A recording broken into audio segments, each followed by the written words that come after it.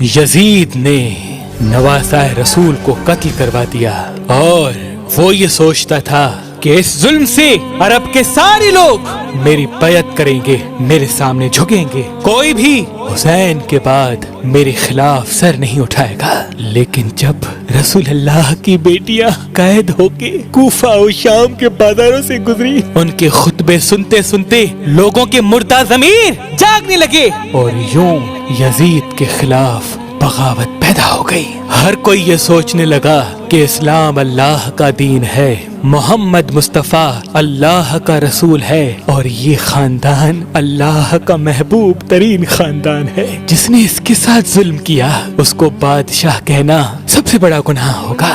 اور یوں مدینے والوں نے یزید کی بیعت سے انکار کر دیا۔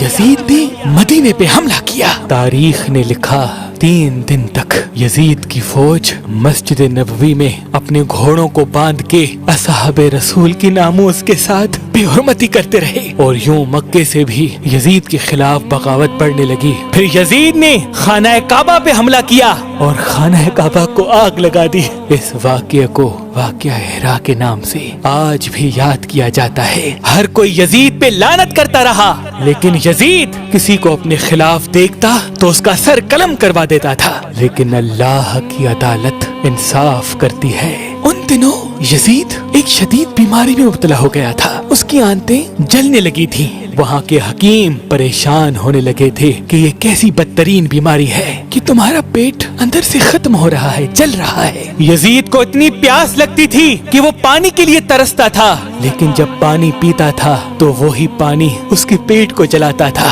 وہ اپنا سر پیٹتا رہتا تھا اور اس کے محل کے لوگ یزید کو دیکھ کے یہ کہتے تھے کہ یہ عذاب حسین ابن علی کو پیاسا رکھنے کے بدولت ہے، تو وقت کا بادشاہ ہوتے ہوئے بھی پانی کی ایک بوند کے لیے ترستا ہے۔ اتنے میں یزید نے اپنے بیٹے معاویہ کو بلایا اور کہا کہ یہ بیماری میری جان لے کے چھوڑے گی، اے بیٹے میرے بعد اس تخت کو سنبھالنا۔ تو یزید کے بیٹے نے نظروں کو اٹھا کے کہا، اس تخت پہ حسین ابن علی کا خون لگا ہے، کیا آپ یہ چاہتے ہیں کہ جیسے زمانہ آپ پہ لعنت کر رہا ہے مجھ پہ بھی ایسے ہی لعنت کرے؟ نہیں۔ نواسائے رسول کے خون سے آلودہ ہے یہ تخت اور ایسے تخت پہ میں لعنت کرتا ہوں۔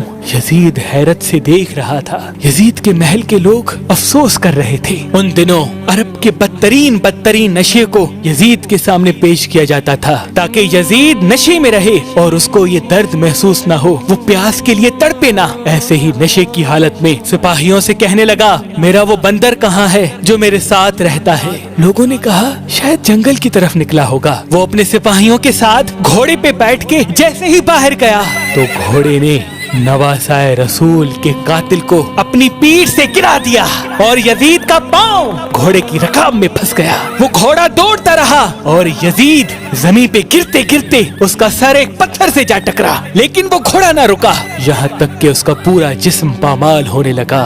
یزید کی فوج نے جب یزید کی لاش کو دیکھا تو وہ کہنے لگے، حسین ابن علی کے خون کی یہی سزا ہے، اور اس کو شام میں تدفین کر دیا۔ آج بھی یزید ملعون کی قبر موجود ہے اور لوگ اس قبر کو دیکھ کے لعنت کرتے ہیں۔ امام علی علیہ السلام نے فرمایا کہ کفر کی حکومت تو قائم ہو سکتی ہے لیکن ظلم کی حکومت نہیں چل سکتی۔